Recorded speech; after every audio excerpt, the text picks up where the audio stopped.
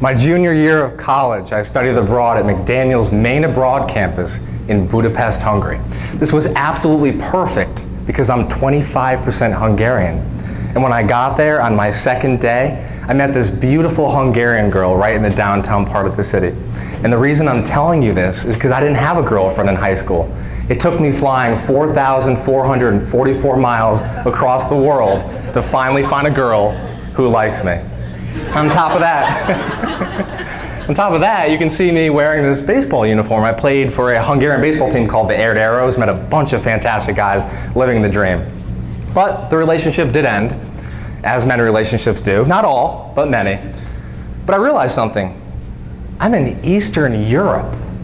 I mean, this isn't the town over next door, another state. I'm in Eastern Europe. There's a hidden opportunity in every setback. Everything happens for a reason. I thought to myself, yes, this was my first true love. I never had a girlfriend before, but I just got to go live my life. Look how beautiful the city of Budapest is, the windy Danube River, the downtown Pest side, and then the beautiful Buda Hills overlooking the city. And I really thought to myself, I'm just going to go travel. I'm going to meet people. I'm going to make this year count. Now, right now, you're probably wondering, who is this guy? I'm a half nerd, half stud.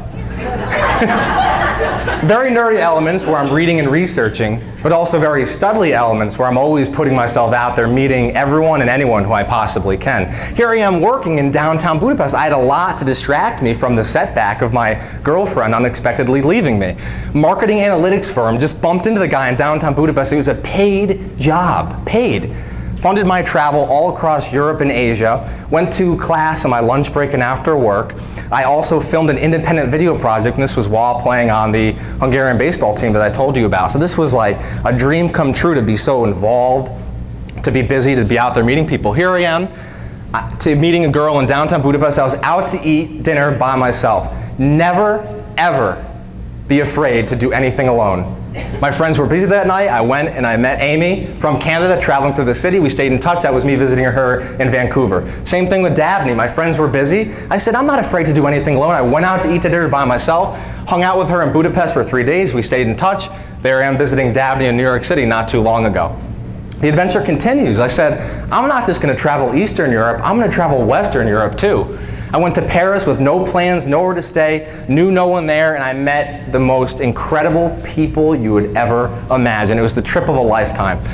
After that, while continuing my magical adventure backpacking around Europe, I went to visit Mary in Istanbul, Turkey. And I just bumped into this guy in downtown Budapest. And that was really the story of my entire year abroad. Just serendipity out the wazoo. I'm skeptical of this happening, but I lived it. Here I am, Evelyn, and we're in Barcelona together. I met her, just bumped into her in downtown Budapest. We stayed in touch.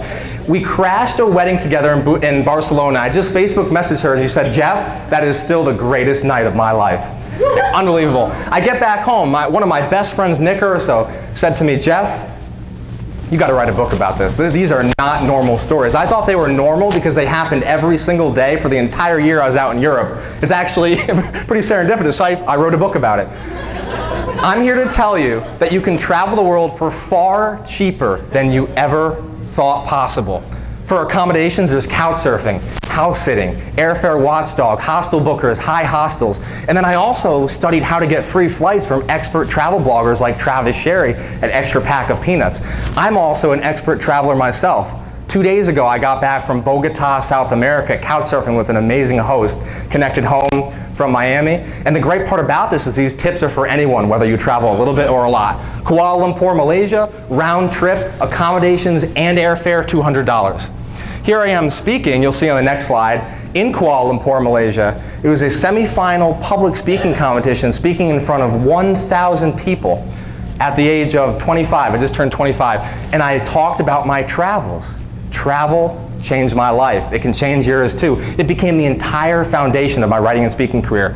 Here I am doing a TED Talk a month and a half to 2 months ago in New York City, and I opened the talk with my epic adventure in Barcelona. How it was one of the greatest nights of my life, how I met all these incredible people, and instantly I got people's attention. Here's a picture of my mom on the right, my Aunt Meg on the left, and my Uncle Chris on the far left. My Aunt Meg, in her early 50s, recently passed away. Life is far too short to be afraid.